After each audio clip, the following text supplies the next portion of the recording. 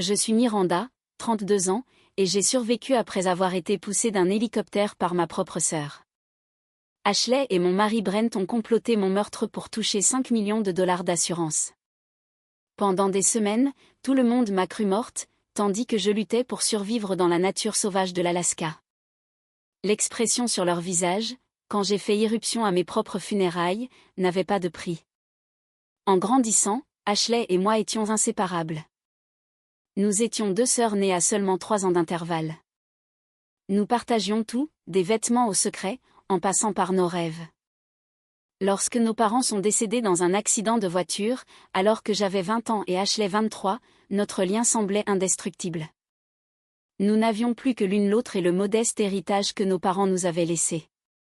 Ashley a toujours été la plus responsable, prudente, planifiant tout minutieusement, tandis que j'étais plus encline à prendre des risques.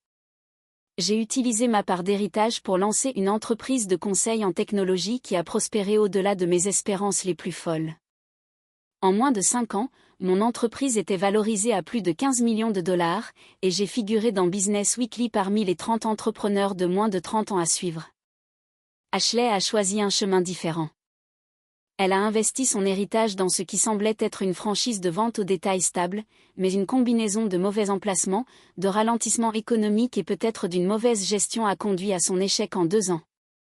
Elle a presque tout perdu et a dû recommencer à travailler dans des emplois de marketing débutants, luttant pour rembourser les dettes professionnelles qu'elle avait accumulées. Je n'ai jamais étalé ma réussite devant elle. En fait, j'ai proposé de l'aider à maintes reprises, mais Ashley avait trop de fierté. Je vais me débrouiller toute seule, disait-elle toujours avec ce sourire crispé qui n'atteignait jamais vraiment ses yeux. Je respectais son indépendance, mais avec le recul, j'aurais dû voir le ressentiment grandir sous la surface, les regards en coin quand je mentionnais un nouveau client, la légère raideur quand je parlais de l'achat de ma maison au bord du lac, l'enthousiasme forcé quand je l'emmenais faire du shopping et que j'insistais pour payer. C'est à ce moment-là que Brent est entré dans ma vie, lors d'un gala de charité que je parrainais pour l'alphabétisation des enfants. Il travaillait à l'événement en tant que conseiller financier pour certains des riches donateurs. Grand, avec des cheveux bruns ondulés et un rire facile qui faisait en sorte que tout le monde se sente spécial, Brent a immédiatement attiré mon attention. Il m'a approché avec une coupe de champagne et un compliment sur mon discours, suffisamment précis pour montrer qu'il avait réellement écouté. Vous avez lié l'opportunité éducative à l'innovation d'une manière qui a fait réagir même les dinosaures de la tech dans cette salle, a-t-il dit, ses yeux bleus se plissant au coin. C'est un don rare. Notre connexion fut immédiate et intense. En 3 mois, nous vivions ensemble. En 6 mois, il m'avait demandé en mariage avec une bague en émeraude ancienne qui prouvait qu'il avait fait attention le jour où j'avais mentionné que les diamants semblaient trop banals. À notre mariage, 1 an après notre rencontre, Ashley était ma demoiselle d'honneur, rayonnante à mes côtés sur les photos qui seraient plus tard exposées à mes funérailles. Ce que je ne savais pas à l'époque, c'est que la carrière de Brent était en difficulté. Il avait fait des recommandations d'investissement éthiquement douteuses à des clients, qui n'avaient pas encore été découvertes, mais qu'il avait forcé à changer de cabinet 2 fois l'année précédant notre rencontre. Son personnage charmant et son réseau l'avaient maintenu en poste, mais ses revenus étaient loin de ce qu'il laissait entendre. Lorsque nous avons fusionné nos finances après le mariage, j'ai été surprise de découvrir des dettes importantes et une épargne minimale. Mais il a justifié cela par des investissements en lui-même, via des certifications avancées et des revers temporaires. Je l'ai cru complètement. C'était ma première erreur. Avec le recul, il y avait des signes qu'Ashley et Brent avaient une connexion inhabituelle dès le début. Ils riaient des mêmes blagues obscures, finissaient souvent les phrases de l'autre, et parfois, j'entrais dans une pièce pour les trouver en pleine conversation qui s'arrêtait brusquement à mon apparition. Je trouvais merveilleux que ma sœur et mon mari s'entendent si bien. Leur complicité semblait être une bénédiction. Tu as tellement de chance, m'a dit mon amie Jessica une fois, la plupart des femmes doivent gérer le fait que leur mari et leur sœur se détestent. Tu as l'équipe de rêve. L'équipe de rêve. Quelle plaisanterie cela allait devenir. Le premier signe réel que quelque chose n'allait pas est apparu environ 2 ans après mon mariage. Je suis rentrée tôt d'un voyage d'affaires pour surprendre Brent et je l'ai surpris avec Ashley dans notre cuisine. Ils ne faisaient rien d'inapproprié, ils parlaient simplement, mais leur voix avait une intensité, une forme de secret, qui m'a fait hésiter devant la porte. Elle n'accepterait jamais, chuchota Ashley. Tu sais comment elle est avec le contrôle. Nous n'avons pas besoin de décider quoi que ce soit maintenant, répondit Brent. Mais l'opportunité ne durera pas éternellement. Quand je suis entrée, ils ont sursauté comme des adolescents coupables, expliquant qu'ils discutaient d'une fête d'anniversaire surprise pour moi. J'ai accepté l'explication, même si mon anniversaire était encore dans 5 mois. Je voulais les croire. Ensuite, des documents financiers ont commencé à disparaître de mon bureau personnel, des relevés d'investissement, des polices d'assurance, le plan de succession de l'entreprise que j'avais créé avec mes avocats. Quand j'ai mentionné les papiers manquants, Brent a suggéré que je travaillais trop et que je les avais égarés. Il m'a même aidé à les chercher, finissant par les trouver dans les mauvais dossiers. Il y avait aussi des réactions étranges quand je parlais de projets futurs. Mes mentions de notre voyage pour notre 5e anniversaire au Japon étaient accueillies avec un enthousiasme vague par Brent. Quand je parlais d'étendre mon entreprise aux marchés internationaux, ce qui nécessiterait plus de déplacements de ma part, Ashley et Brent semblaient étrangement intéressés par la logistique de la durée de mes absences et leur fréquence. Brent a commencé à avoir des absences inexpliquées, des événements de réseautage impossibles à vérifier, des réunions avec des clients qui s'éternisaient mystérieusement, des parties de golf qui ne laissaient aucune boue sur ses chaussures. Lorsqu'il était interrogé, il se mettait sur la défensive, m'accusant de ne pas lui faire confiance. « Tu es si méfiante ces derniers temps, disait-il. Est-ce que cela va être comme ça pour toujours? Toi, la femme à succès, et moi, doutant de tout ce que je fais. » La culpabilité fonctionnait à chaque fois. Je baissais les bras, je m'excusais, je me rappelais que les relations exigent de la confiance. J'ai ignoré les signaux d'alarme parce que je voulais croire à la vie que je pensais être en train de bâtir.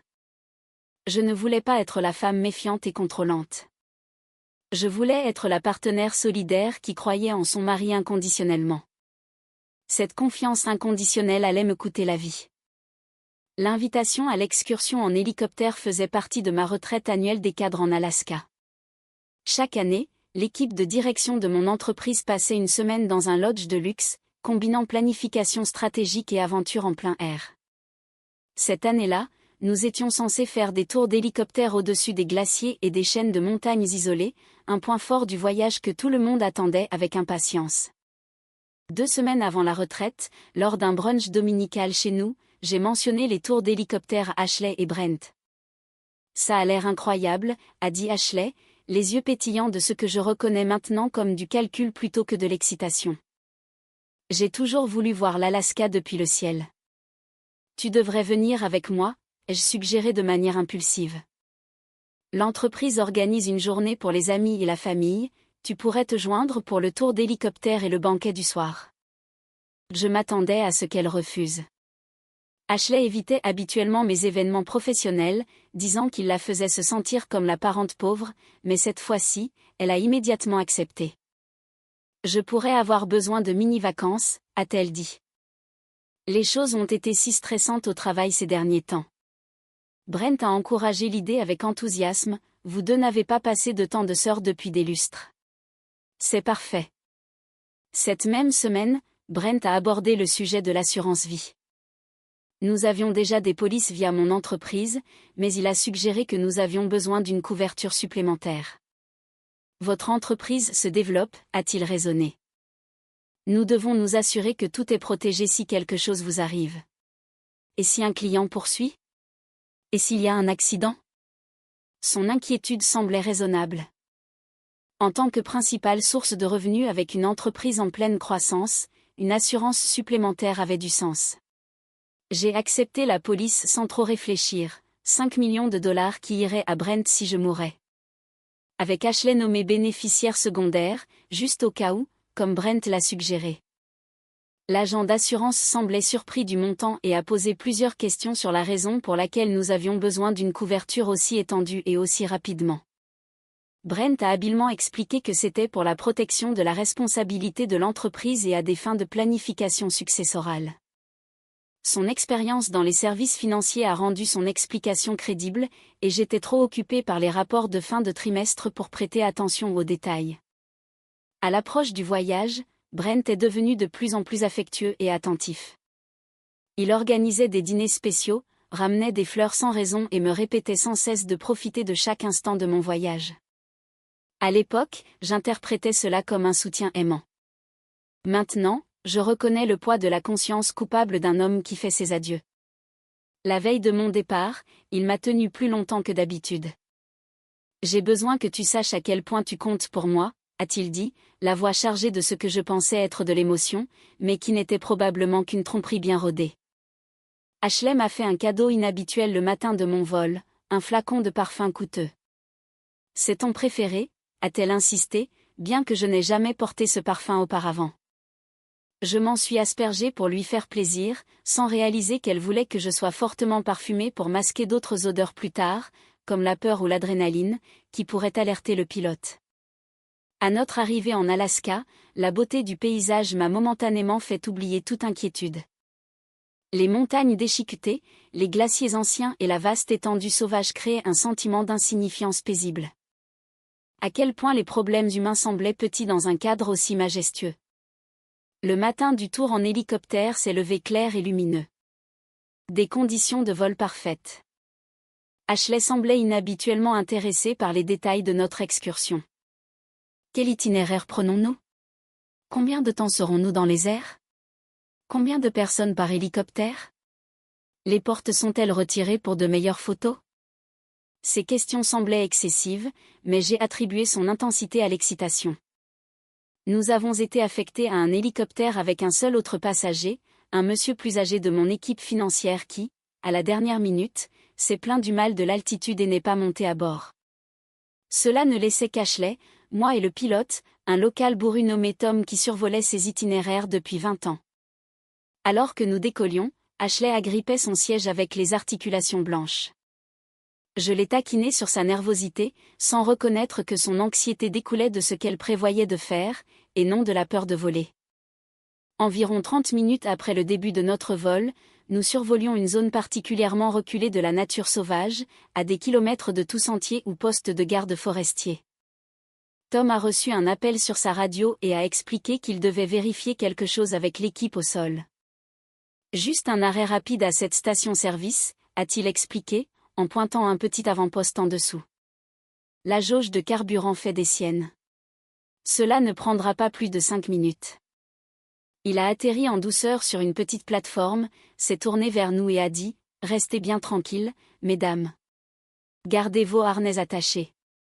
Je reviens tout de suite. » Dès qu'il est sorti, l'attitude d'Ashley a complètement changé. La sœur nerveuse a été remplacée par quelqu'un de froid et calculateur. Prenons quelques photos pendant qu'il est parti, a-t-elle suggéré, en détachant son harnais. La vue depuis la porte serait incroyable. Je l'ai suivie, confiante comme toujours. Elle a ouvert la porte de l'hélicoptère, la rafale d'air de montagne nous frappant toutes les deux. J'ai fait un pas vers l'ouverture, appareil photo en main. La lumière est parfaite, ai-je dit en regardant la nature en contrebas.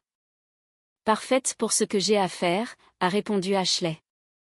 Je me suis retournée, confuse par son ton, juste à temps pour voir son expression se durcir avec détermination. À cet instant, son visage est devenu celui d'une étrangère, froid, déterminé, sans une trace d'amour fraternel. Ses mains se sont posées sur mes épaules dans une poussée violente. Il n'y a eu aucune hésitation, aucun signe de conflit intérieur. Je me souviens surtout de ses yeux, plats et professionnels, comme si elle ne faisait que terminer une transaction. La force m'a fait basculer vers l'arrière, hors de l'hélicoptère. Alors que je tombais, nos yeux se sont croisés une dernière fois. Elle n'a pas détourné le regard et n'a montré aucun remords. Au lieu de cela, elle a attrapé la poignée de la porte pour la fermer, passant déjà à l'étape suivante de son plan. Puis je suis tombée, l'hélicoptère devenant de plus en plus petit au-dessus de moi. La vaste étendue sauvage de l'Alaska se précipitait à ma rencontre. Le corps humain tombe à environ 120 miles à l'heure en chute libre. Mais je n'étais pas en chute libre. Mon corps a basculé et tourné, créant une résistance. Et puis il y a eu les arbres, la forêt de pins dense qui m'a à la fois sauvée et presque tuée. J'ai traversé les branches supérieures, chaque impact ralentissant ma descente, mais infligeant aussi des dégâts. Des côtes se sont brisées, la peau s'est déchirée. Une branche aussi épaisse que mon bras a heurté ma jambe gauche, brisant le fémur avec un bruit écœurant qui a résonné même à travers ma terreur. L'impact final m'a fait perdre connaissance. Quand j'ai repris conscience quelques minutes ou quelques heures plus tard, je ne pouvais pas dire combien de temps s'était écoulé. La douleur physique m'a frappé par vagues d'une telle intensité que j'ai vomi. Mon tailleur professionnel était en lambeaux, il me manquait un escarpin, le sang imbibait le chemisier en soie que j'avais choisi si soigneusement ce matin-là.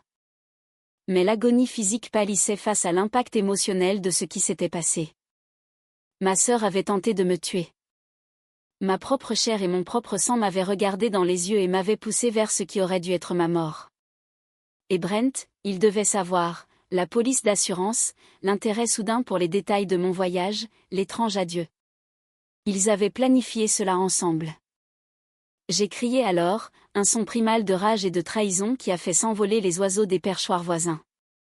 J'ai crié jusqu'à ce que ma gorge soit à vif, jusqu'à ce que la douleur dans ma poitrine, due à mes côtes cassées, me force à m'arrêter.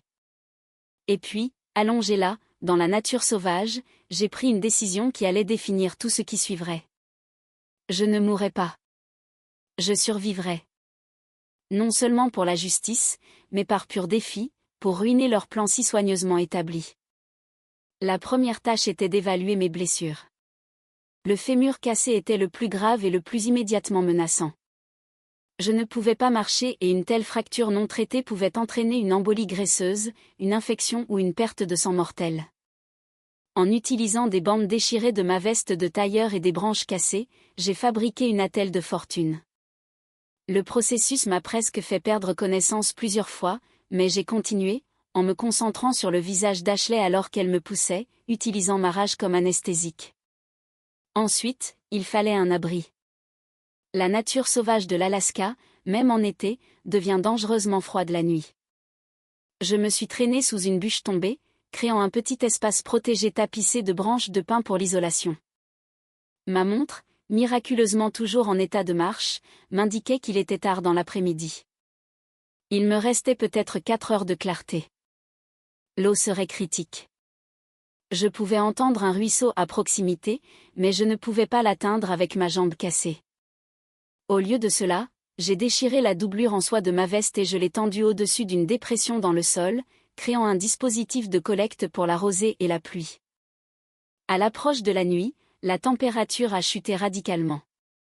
J'étais habillé pour un hélicoptère climatisé et une réunion d'affaires, pas pour la survie en milieu sauvage. L'hypothermie est devenue ma menace la plus immédiate. J'ai ramené chaque branche de pin et morceau de débris forestier que je pouvais atteindre dans mon abri improvisé, créant des couches entre moi et le sol froid. J'ai enveloppé mon torse avec les restes de ma veste, laissant ma jambe blessée surélevée sur un monticule de mousse. Tout au long de cette première nuit, dérivant entre conscience et délire, j'ai eu beaucoup de temps pour réfléchir. Pourquoi Ashley avait-elle fait cela? L'argent de l'assurance, évidemment, mais était-ce tout? M'avait-elle haï toutes ces années tout en prétendant être la sœur aimante? Chaque anniversaire partagé, chaque vacances, chaque conversation nocturne avait-il été un mensonge? Et Brent, quelque chose dans notre mariage avait-il été réel? Les questions tournaient comme des loups affamés, mais je les ai chassées. L'autopsie psychologique pouvait attendre. La survie passait d'abord. L'aube a apporté la pluie, à la fois bénédiction et malédiction. J'ai réussi à collecter assez d'eau dans ma doublure en soie pour étancher ma soif ardente, mais l'humidité rendait le contrôle de ma température corporelle encore plus difficile. Vers midi, je tremblais de façon incontrôlable, un mauvais signe. Je devais signaler ma présence, mais dans cette zone isolée, qui me verrait? Les boucles d'oreilles en diamant que Brent m'avait offertes pour notre anniversaire sont devenues des outils. J'en ai placé une sur un rocher où la lumière du soleil pourrait la frapper et créer un reflet visible du ciel. J'ai gardé l'autre comme outil de coupe, utilisant le bord dur pour aiguiser des bâtons et trancher les matériaux plus résistants de mes vêtements afin de créer des bandages pour mes nombreuses coupures. Le deuxième jour a apporté la fièvre. L'infection s'installait, soit à cause de ma jambe, soit à cause de l'une des nombreuses lacérations couvrant mon corps. J'ai mâché des aiguilles de pin, me souvenant vaguement d'avoir lu à propos de leur teneur en vitamine C et de leurs propriétés antiseptiques. Le goût amer était étrangement réconfortant. Au moins, je faisais quelque chose, je me battais d'une petite manière. Au 3e jour, je perdais et reprenais conscience plus fréquemment. La douleur était devenue une compagne constante, presque séparée de moi. Je l'ai appelée Ashley, ce qui semblait approprié. Dans les moments plus lucides, je me concentrais sur ma formation commerciale, résolution de problèmes, allocation des ressources, analyse de chemins critiques. J'avais bâti une entreprise de plusieurs millions de dollars à partir de rien. Sûrement, je pouvais survivre à cela. J'ai créé des organigrammes mentaux pour différents scénarios. Si les secours arrivaient, quelles informations devrais-je retenir? Si la fièvre empirait, quelles étaient mes options? Si un animal découvrait mon abri, comment me défendrais-je? Cette pensée structurée maintenait la panique à distance et me donnait l'illusion du contrôle dans une situation où je n'en avais presque aucun. Le 4e jour, je crois, des voix m'ont réveillé d'un rêve fiévreux où je tombais. Au début, j'ai cru halluciner, mais les sons ont persisté. Des voix humaines qui s'interpellaient. Par ici, attention à cette falaise. Combien reste-t-il jusqu'au sommet? Des randonneurs récréatifs sur un sentier que je savais relativement proche. Avec toute la force qu'il me restait, j'ai appelé, à l'aide. Un son cassé qui semblait trop faible pour voyager plus que de quelques pieds. J'ai essayé encore, plus fort, ignorant la douleur cuisante dans mes côtes. Les voix se sont tuées alors. Tu as entendu ça? Probablement juste un oiseau. Non, écoute. Voilà, encore. J'ai continué à appeler, utilisant ma bonne jambe pour frapper une bûche avec un bâton pour faire plus de bruit. Les minutes se sont étirées douloureusement jusqu'à ce que soudain, le feuillage s'écarte et que 2 visages choqués apparaissent. Un jeune couple dans des équipements de plein air lumineux, totalement impréparés pour la femme ensanglantée et brisée qu'ils trouvaient dans la nature. Oh mon Dieu, a chuchoté la femme. Jared, appelle une évacuation d'urgence maintenant. L'homme a cherché un téléphone satellite. Qu'est-il arrivé? Qui êtes-vous? Mon nom est Miranda Taylor, ai-je réussi à dire. Ma sœur m'a poussé d'un hélicoptère il y a 4 jours.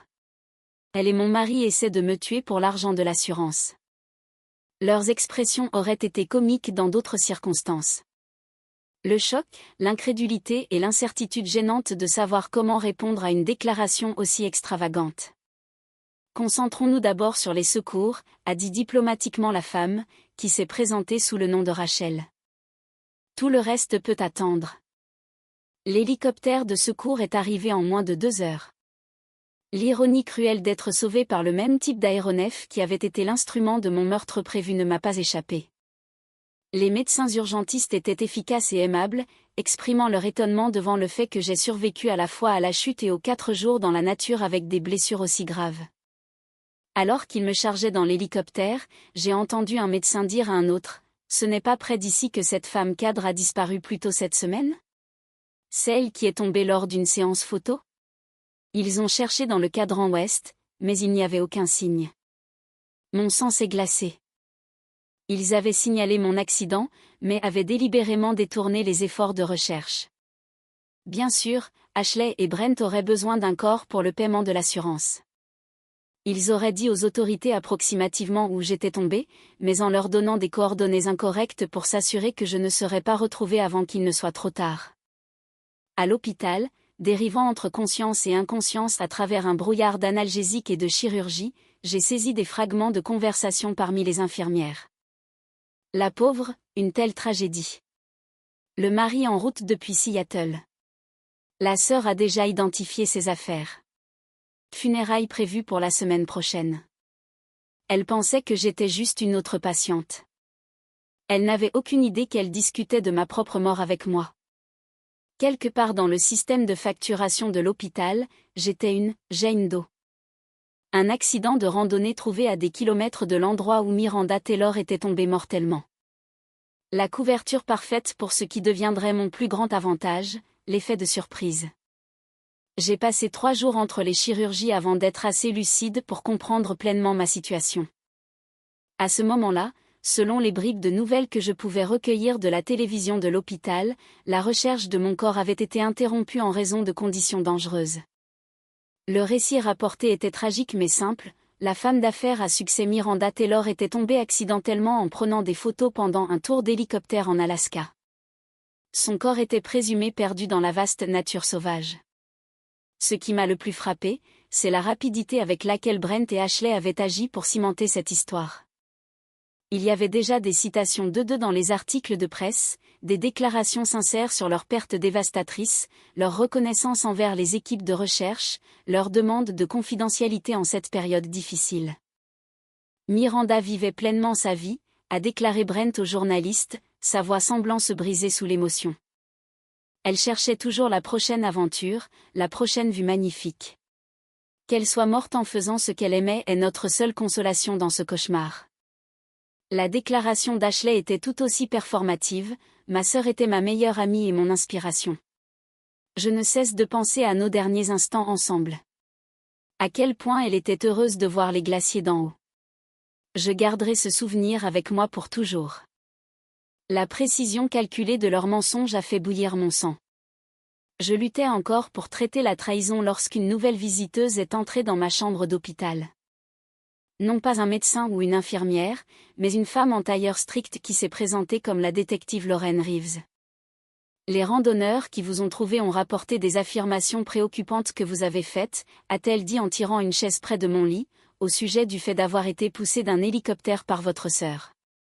Pendant un moment, j'ai envisagé de faire marche arrière.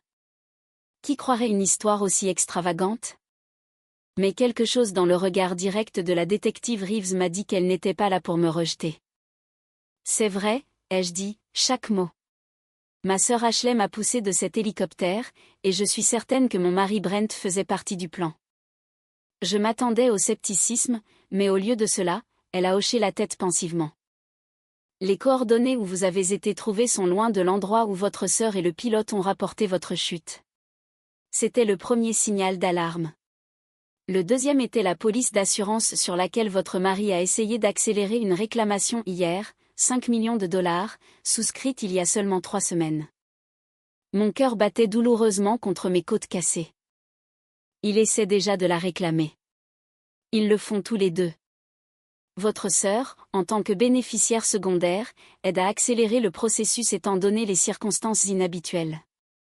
Leur histoire est que vous vous penchiez pour une photo quand une rafale de vent vous a emporté. Le pilote corrobore cela. Le pilote est dans le coup aussi, ai-je dit. Il nous a délibérément laissés seuls. La détective Reeves a pris des notes. Voici où nous en sommes, mademoiselle Taylor. Je vous crois, mais la croyance n'est pas une preuve. Votre sœur et votre mari pensent que vous êtes morte, ce qui nous donne un avantage unique. Si vous êtes prête, j'aimerais qu'il en soit ainsi encore un peu pendant que nous montons un dossier. Ainsi commença ma mort officielle, un étrange entre-deux où je me remettais simultanément de blessures presque mortelles et regardais ma propre vie être démantelée par les personnes en qui j'avais eu le plus confiance, depuis mon lit d'hôpital. Avec la détective Reeves comme alliée, j'ai appris toute l'étendue de la trahison. La police d'assurance n'était que le début. Ashley avait été nommée dans mon testament comme l'exécutrice de ma succession si Brent et moi mourions tous les deux, un détail que j'avais oublié de ma planification successorale après la mort de nos parents. Avec moi morte et Brent potentiellement impliqué si des questions survenaient, Ashley aurait un contrôle important sur mon entreprise et mes actifs pendant l'homologation. La criminalistique numérique a découvert des messages supprimés entre Ashley et Brent remontant à 18 mois, assez longtemps pour établir que leur relation avait évolué de l'amitié à la liaison, puis à la conspiration criminelle. Besoin d'avancer la chronologie, indiquait un message de Brent. Les investisseurs posent des questions sur les recommandations passées. Le voyage en Alaska est parfait. Ashley avait répondu, terrain éloigné, dangereux, accident facilement explicable. Il y avait aussi des messages sur le pilote. Combien le payer pour s'éloigner au bon moment? Des assurances qu'il ne connaissait pas tout le plan, juste qu'il voulait de l'intimité pour un moment spécial entre sœurs près d'une zone particulièrement pittoresque. Les dossiers financiers ont dressé un tableau encore plus clair. Brent était dans un grave problème professionnel. Ses recommandations d'investissement douteuses étaient en fait bien pires, il détournait les fonds des clients depuis des années, déplaçant de l'argent entre les comptes pour cacher les déficits.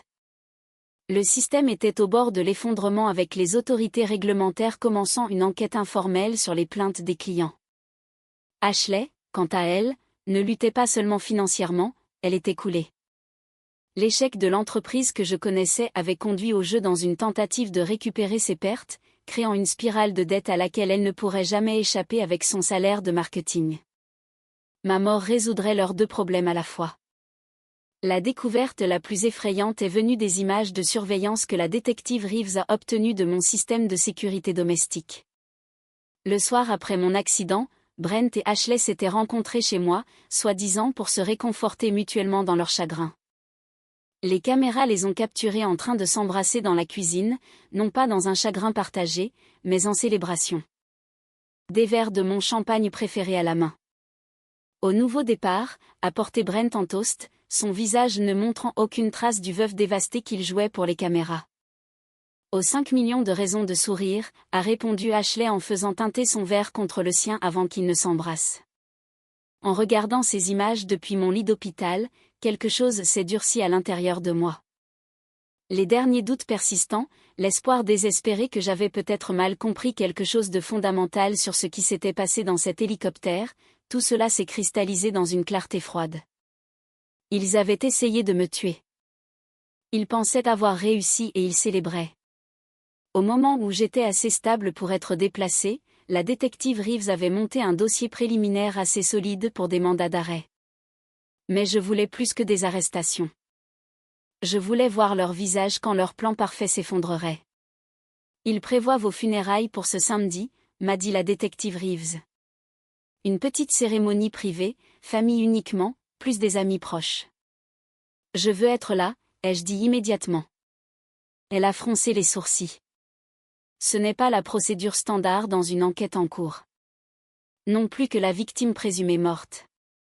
J'ai besoin de faire ça, pas seulement pour le dossier, mais pour moi. J'ai besoin de les voir, pour les forcer à me voir.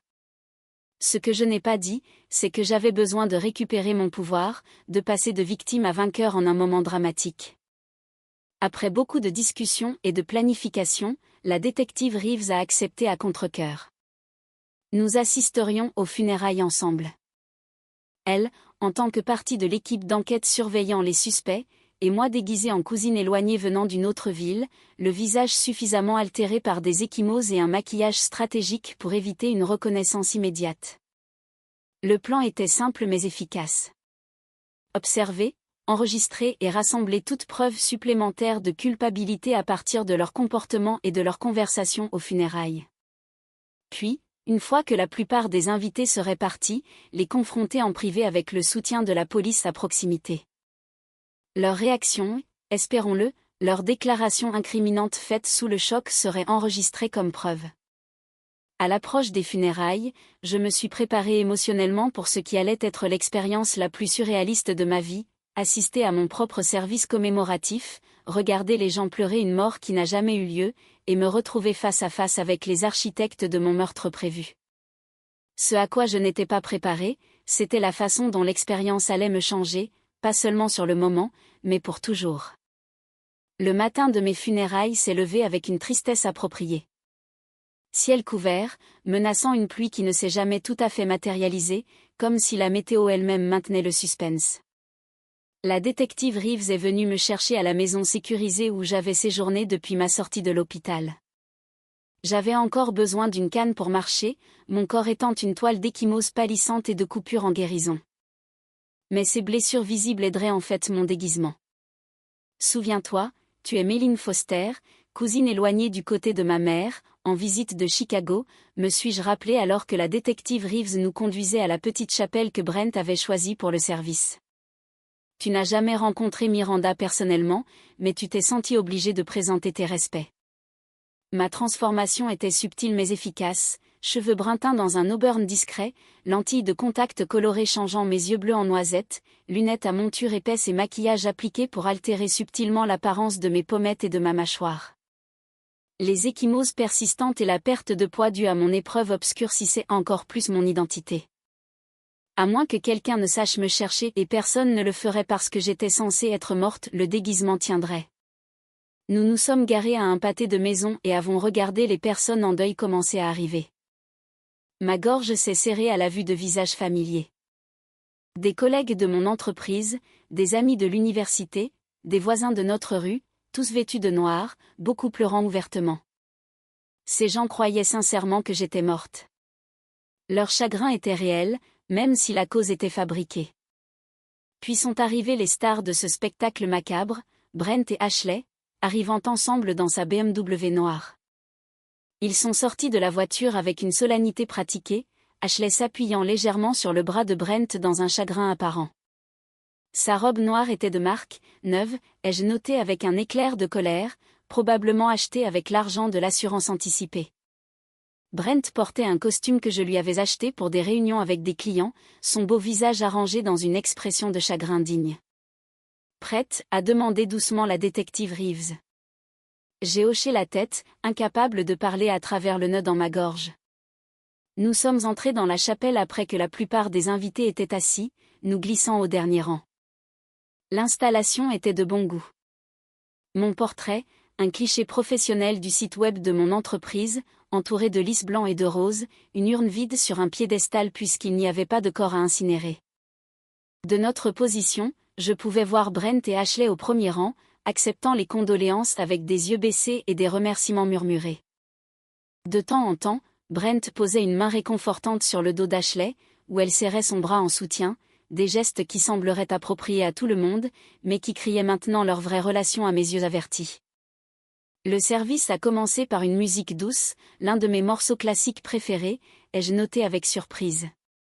Brent s'était-il souvenu de ce détail, où était ce Ashley, qui connaissait assez bien mes goûts pour l'inclure? La pensée qu'ils avaient utilisé une connaissance authentique de moi pour réaliser cette performance convaincante m'a rendu physiquement malade.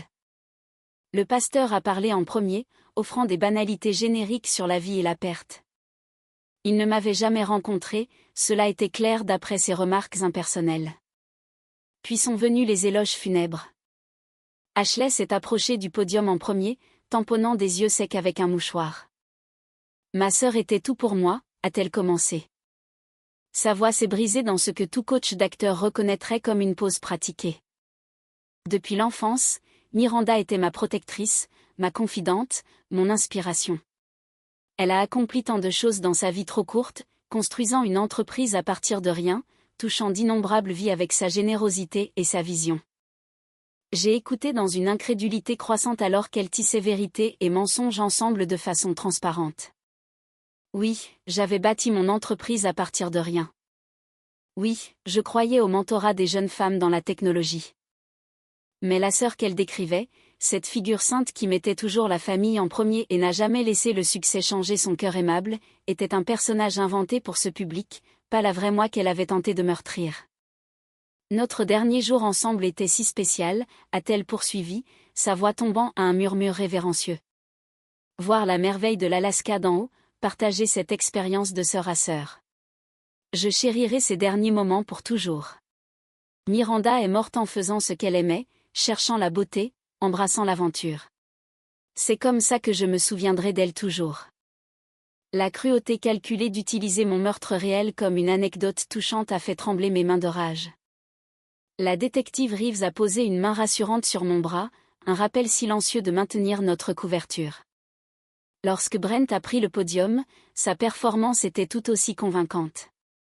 Il a parlé de notre romance éclair, de nos rêves partagés, de l'avenir qui avait été si brutalement volé par un accident tragique. Il a même versé de vraies larmes. Que ce soit par une véritable habileté d'acteur ou le soulagement de s'en tirer avec un meurtre, je ne pouvais pas le dire. Miranda était l'amour de ma vie, a-t-il dit en regardant son alliance. Je m'attends sans cesse à ce qu'elle franchisse la porte, riant du fait que tout cela était une grosse erreur. Je ne sais pas comment vivre dans un monde sans sa lumière, son énergie, sa passion. Mais je sais qu'elle voudrait que nous continuions, que nous honorions sa mémoire en vivant avec le même courage et le même but qui ont défini sa vie. Plusieurs de mes amis ont parlé ensuite, partageant des souvenirs authentiques qui m'ont transpercé le cœur. Jessica rappelant notre voyage en voiture à l'université où nous nous étions perdus dans 3 États différents. Marco, de mon équipe de direction, décrivant comment je l'avais mentoré alors que personne d'autre ne voulait prendre le risque sur un candidat non traditionnel. Ma voisine âgée, Madame Patterson, partageant en pleurant comment je déneigeais toujours son allée en hiver sans qu'on me le demande. Ces vrais moments de connexion juxtaposés au chagrin théâtral des 2 personnes qui avaient essayé de me tuer ont créé un coup de fouet émotionnel déroutant. Ces gens avaient sincèrement tenu à moi et j'étais assise parmi eux, invisible, en les regardant pleurer. Alors que le service formel se terminait, le pasteur a invité les participants à une petite réception dans la salle adjacente. La famille demande qu'au lieu de fleurs, des dons soient faits à la fondation Miranda Taylor pour les femmes dans la technologie, qu'Ashley établira en mémoire de sa sœur. J'ai presque ri tout haut. Ils prévoyaient déjà comment blanchir l'argent de l'assurance via une fausse organisation caritative. Leur prévoyance était presque admirable dans sa minutie. La plupart des participants se sont dirigés vers la réception, mais un petit groupe s'est déplacé vers la concession funéraire à proximité où une pierre commémorative serait placée malgré l'absence de corps. C'était l'occasion que nous attendions, un cadre plus privé pour la confrontation. La détective Reeves et moi avons suivi à distance, regardant Brent et Ashley debout ensemble sur la tombe vide. Alors que les dernières personnes en deuil s'éloignaient après avoir offert leurs dernières condoléances, ils étaient enfin seuls. Ou du moins le pensaient-ils. Nous nous sommes approchés lentement, mais pas tapant doucement sur le chemin du cimetière. Brent nous a remarqués en premier, revêtant son visage de veuf gracieux et endeuillé. « Merci d'être venu », a-t-il dit automatiquement. « Aviez-vous connu Miranda à travers son entreprise ?» On pourrait dire que je la connaissais intimement, ai-je répondu, ma voix naturelle émergeant pour la première fois ce jour-là. Il a légèrement froncé les sourcils, ne me reconnaissant pas encore, mais sentant quelque chose de bizarre dans ma réponse.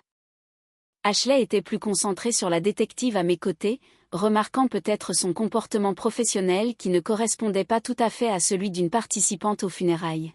« Qui êtes-vous » a demandé Ashley, son ton poli mais méfiant. « Choqué que tu aies utilisé mon meurtre réel comme une anecdote touchante dans ton éloge funèbre, ai-je dit, en enlevant mes lunettes et en fixant ses yeux. La performance était impressionnante, cependant, très émouvante. Le moment de reconnaissance était tout ce que j'avais imaginé pendant mes moments les plus sombres dans la nature et à l'hôpital. Le visage d'Ashley s'est vidé de sa couleur si rapidement que j'ai cru qu'elle allait s'évanouir. Sa bouche s'est ouverte et fermée sans produire de son, ses yeux s'écarquillant dans une terreur pure, comme si elle voyait un fantôme, ce qui, dans son esprit, était le cas. Brent a récupéré marginalement plus vite, faisant un pas instinctif vers l'arrière. C'est une sorte de blague de mauvais goût, a-t-il réussi à dire, cherchant du soutien chez Ashley, mais la trouvant figée sous le choc. Pas de blague, a dit la détective Reeves en montrant son insigne. Juste la survie miraculeuse de la femme que vous avez conspiré pour assassiner. Miranda, a finalement chuchoté Ashley, sa voix étranglée. Comment ? Tu ne peux pas être en vie. J'ai terminé pour elle, déçu. J'ai survécu à la chute, Ashley. J'ai survécu 4 jours dans la nature avec une jambe cassée et une hémorragie interne. J'ai survécu pendant que tu choisissais ta tenue de funérailles et que tu planifiais comment dépenser mon argent. Le choc de Brent se transformait rapidement en calcul. Je pouvais presque le voir formuler des dénis, des explications, des moyens de transformer cela en un malentendu. « Bébé, qu'est-ce que tu dis ? Il y a eu un accident, tu es tombé. Nous avons été dévastés. » Arrête. Ma voix a coupé ces pitoyables débuts de mensonges. Nous avons les textos entre vous deux. Nous avons les dossiers financiers. Nous avons la déclaration du pilote sur le fait d'être payé pour nous laisser seuls dans l'hélicoptère. Nous avons les images de surveillance de vous célébrant ma mort. C'est fini. L'instinct de survie d'Ashley a finalement pris le dessus. Elle s'est retournée pour fuir, mais 2 officiers en uniforme qui attendaient discrètement à proximité ont bougé pour bloquer son chemin. Brent a adopté une approche différente, tombant à genoux dans une démonstration de remords. « Miranda, s'il te plaît, tu dois comprendre. Nous étions désespérés. J'ai fait des erreurs avec les fonds des clients. J'allais aller en prison. Ashley était noyée sous les dettes. Nous n'avons jamais voulu te faire de mal. Nous avons juste dû te tuer pour l'argent, ai-je terminé froidement. C'est la définition de vouloir me faire du mal, Brent. Alors que les officiers s'avançaient pour procéder aux arrestations, leur lisant leurs droits avec la tombe vide en arrière-plan, j'ai finalement prononcé la déclaration que j'avais répétée d'innombrables fois pendant ma convalescence. Vous savez quelle a été votre plus grosse erreur? Pas la planification bâclée ou la piste d'argent évidente. C'était de me sous-estimer. Vous m'avez vu comme rien de plus qu'une source d'argent. Pas comme la femme qui a bâti une entreprise de plusieurs millions de dollars par le cran et l'intelligence. Pas comme quelqu'un qui se battrait avec tout ce qu'elle a pour survivre.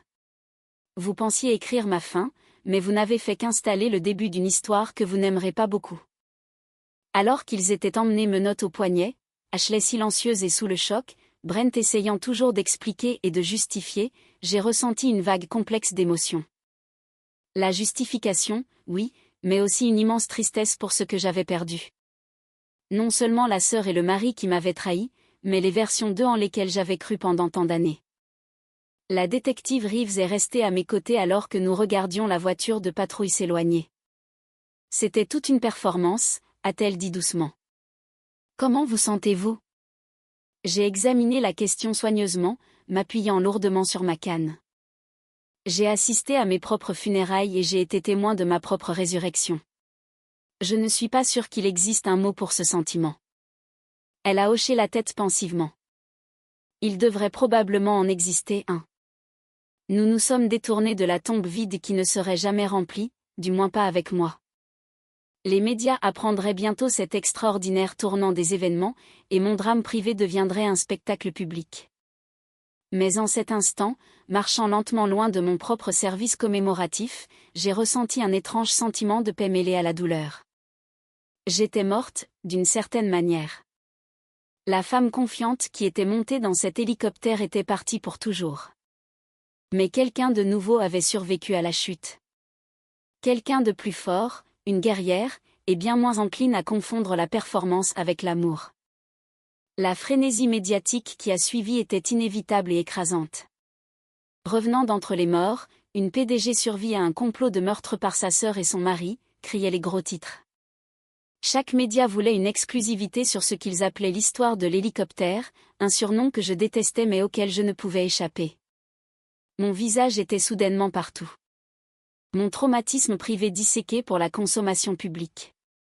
J'ai décliné toutes les interviews initialement, me concentrant plutôt sur les procédures judiciaires qui détermineraient le sort d'Ashley et de Brent. La procureure, une femme aux yeux vifs nommée Valérie Montgomery, m'a averti que des affaires comme celle-ci, même avec des preuves substantielles, pouvaient être imprévisibles. Ils ont engagé des équipes de défense séparées, a-t-elle expliqué lors de notre première réunion. C'est bon pour nous. Cela signifie qu'ils vont probablement se retourner l'un contre l'autre plutôt que de présenter un front uni. Elle avait raison. Quelques semaines après leur arrestation, le partenariat soigneusement construit entre Ashley et Brent s'est complètement désintégré. Leur trahison envers moi a évolué en trahison mutuelle. Chacun essayant de minimiser sa propre culpabilité en maximisant celle de l'autre. La stratégie de défense de Brent a émergé en premier. Il a prétendu être une victime de la manipulation d'Ashley, un mari en deuil qui avait été entraîné dans son complot par coercition émotionnelle et mensonge.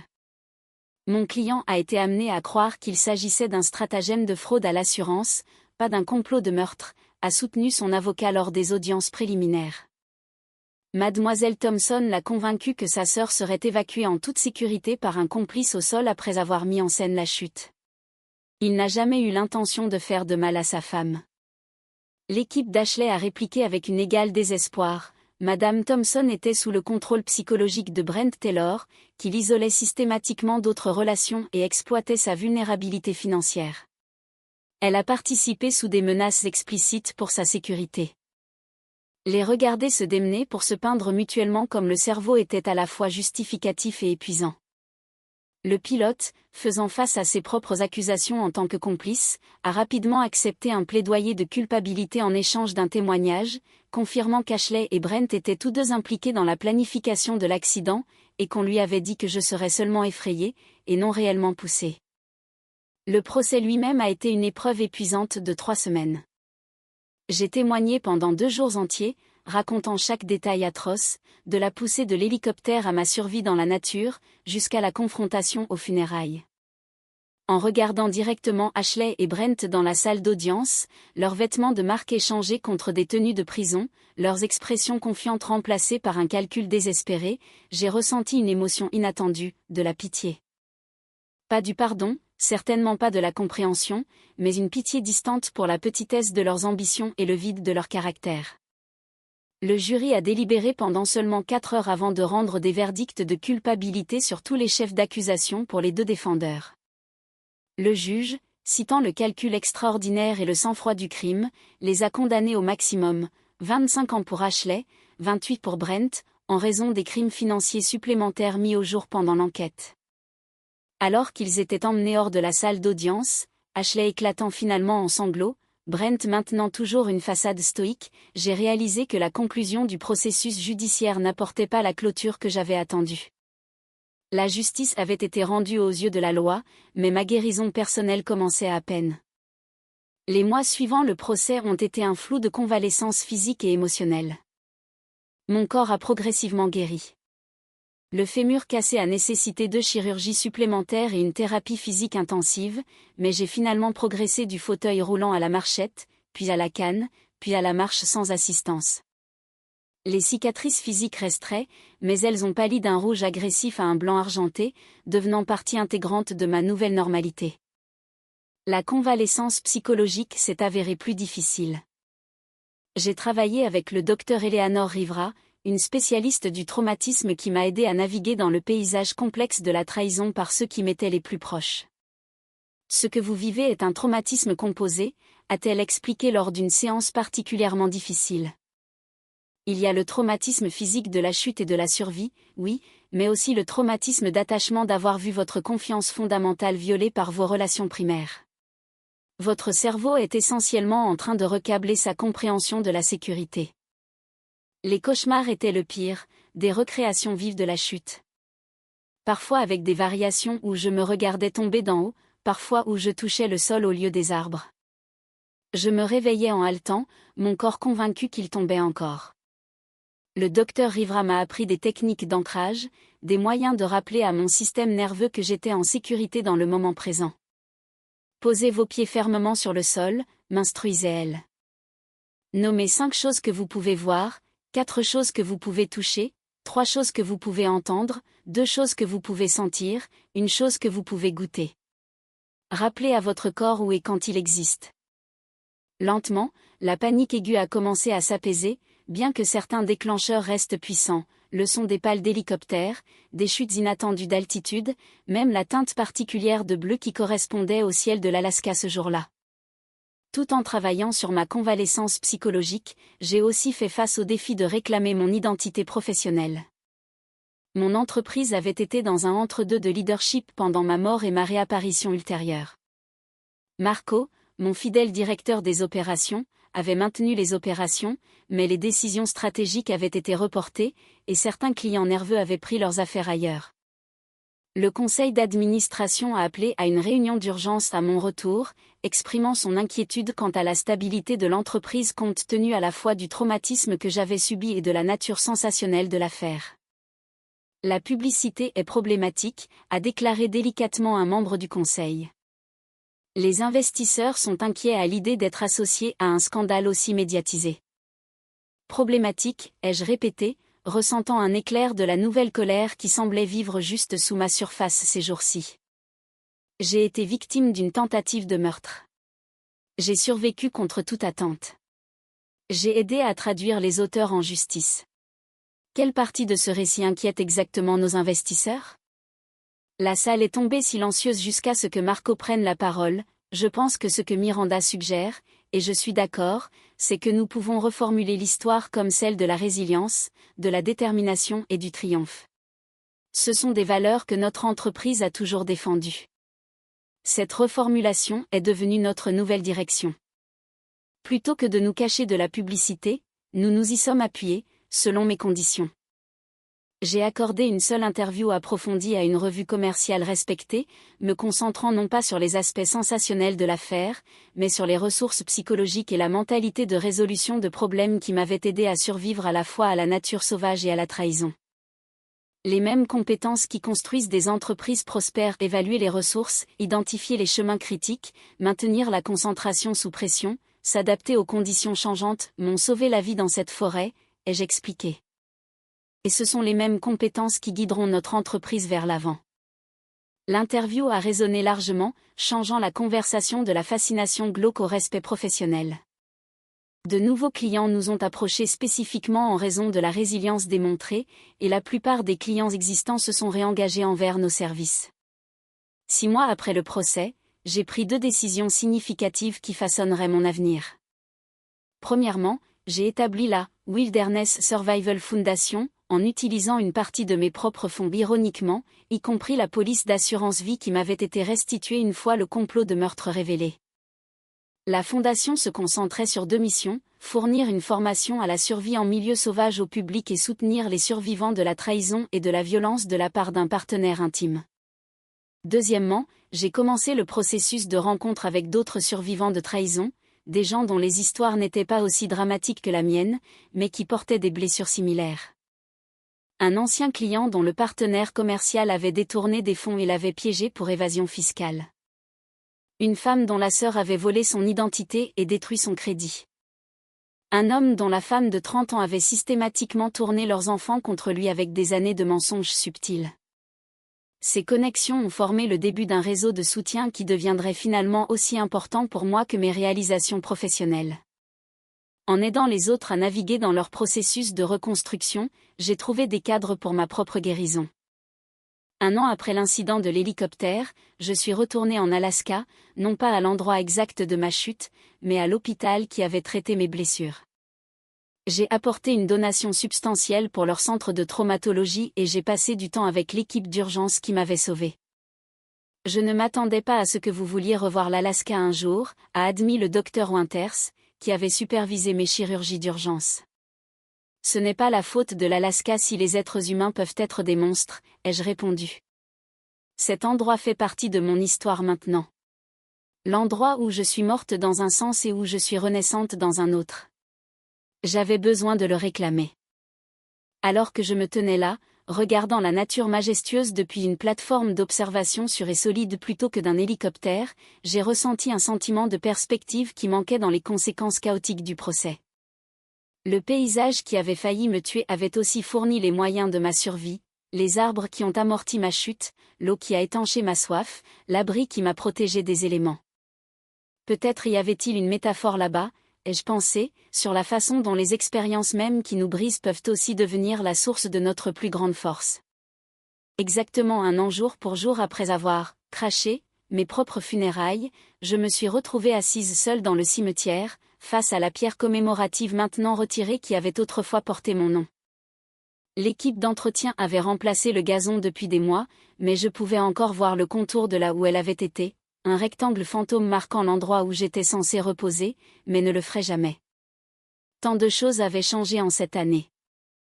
Mon entreprise n'avait pas seulement récupéré mais s'était étendue, lançant une nouvelle division de cybersécurité qui tirait parti de ma nouvelle appréciation pour la préparation aux scénarios les plus défavorables. La Wilderness Survival Foundation avait formé plus de 2000 personnes aux compétences de base en urgence en plein air et fourni des services de thérapie à des dizaines de survivants de trahison. Ma convalescence physique était aussi complète qu'elle ne le serait jamais. Je n'avais plus besoin de canne, bien que ma jambe gauche soit douloureuse de manière prévisible avant les tempêtes, et certains mouvements resteraient toujours difficiles. Les cicatrices avaient pâli au point que le maquillage pouvait les dissimuler pour des apparitions professionnelles, bien que je choisisse de plus en plus souvent de ne pas m'en donner la peine. Elles faisaient partie de mon histoire maintenant, des insignes de survie plutôt que des marques de victimisation. Après être restée assise sur la tombe vide pendant près d'1 heure, j'ai conduit au cimetière où mes parents étaient réellement enterrés. Je n'avais pas visité depuis avant l'incident de l'hélicoptère. En fait, Ashley et moi étions venus ensemble le Noël précédent, déposant des couronnes assorties et partageant des souvenirs des traditions de vacances de notre enfance. Et, maman. Et, papa, ai-je dit doucement, en plaçant des fleurs fraîches entre leurs pierres tombales. Je ne suis pas sûre que vous sachiez ce qui est arrivé avec Ashley. Une partie de moi espère que non. Le vent bruissait à travers les arbres voisins, la seule réponse à mes mots. Je n'arrête pas de penser à ce que vous diriez si vous étiez ici. Me demanderiez-vous de la pardonner? Seriez-vous capable de la pardonner vous-même? C'était votre fille, aussi. Vous l'aimiez tout autant que vous m'aimiez. Je trace mes doigts sur leur nom gravé dans la pierre. Je pense beaucoup à la nature contre laquelle ces jours-ci. Nous avions les mêmes parents, la même éducation. D'où vient cette noirceur en elle? Était-elle toujours là? L'ai-je manqué? Ou quelque chose s'est-il passé pour la créer? Y a-t-il une noirceur en moi aussi, attendant juste les bonnes circonstances? C'étaient des questions que j'avais explorées intensivement en thérapie, mais sans trouver de réponse satisfaisante. La vérité inconfortable était que les êtres humains, même ceux partageant l'ADN, même ceux que nous pensons connaître complètement, restent fondamentalement mystérieux les uns pour les autres. Quand je suis rentrée chez moi ce soir-là, une lettre m'attendait, transmise par mon avocat, après avoir passé le système de filtrage de la prison. L'écriture d'Ashley sur l'enveloppe était instantanément reconnaissable. La même écriture soignée et précise qui avait adressé des cartes d'anniversaire et des cadeaux de Noël tout au long de notre vie. Pendant plusieurs heures, je l'ai laissée non ouverte sur le comptoir de ma cuisine, vaquant à ma routine du soir tout en la regardant avec lassitude, comme si elle pouvait contenir le même danger que son auteur avait autrefois posé. Enfin, juste avant minuit, j'ai glissé mon doigt sous le rabat et extrait 3 pages de papier à lettres de la prison. Miranda, commençait-elle. Non, cher. Aucun terme affectueux. J'ai écrit cette lettre 17 fois. Chaque version semble plus fausse que la précédente, probablement parce qu'il n'y a aucun moyen de s'excuser authentiquement pour avoir essayé d'assassiner votre sœur. Toute explication que j'offre sonnera comme une excuse. Tout remords que j'exprime semblera une manipulation. Je l'accepte. Je ne demanderai pas votre pardon. Je ne le mérite pas, et le demander ne serait qu'un acte égoïste de plus. Mais je veux que vous sachiez que dans les heures infinies de confinement ici, j'ai enfin commencé à comprendre ce que j'ai fait, non seulement à vous, mais à moi-même. J'ai détruit tout ce qui était bon dans ma vie parce que je ne pouvais pas supporter que vous ayez tout ce que je voulais. La jalousie a commencé si petit, de petits moments de ressentiment quand vous réussissiez quelque chose qui avait été difficile pour moi. Cela a grandi si graduellement que je n'ai pas reconnu le monstre qu'elle devenait. Au moment où Brent est entré dans nos vies, j'étais déjà tellement empoisonnée par elle que sa manipulation a trouvé un terrain fertile. Ce n'est pas une tentative de rejeter la faute. J'ai fait mes choix. J'ai regardé ma propre sœur dans les yeux et je l'ai poussée vers ce qui aurait dû être sa mort. La personne capable de cela mérite d'être exactement là où je suis maintenant. Ce que j'essaie de dire maladroitement, c'est que je me vois clairement pour la première fois. La prison a dépouillé chaque distraction, chaque justification. Tout ce qui reste est la vérité de ce que j'ai fait et de ce que je suis devenu.